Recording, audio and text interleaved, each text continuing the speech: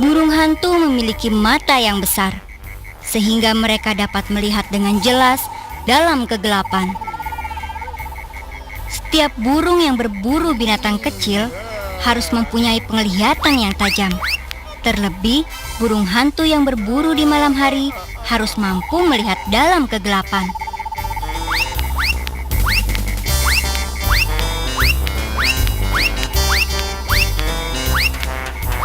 Kau lihat kehebatanku?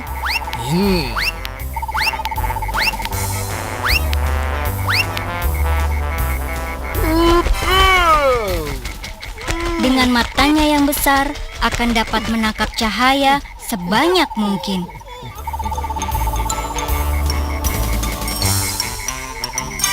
Bagaimana?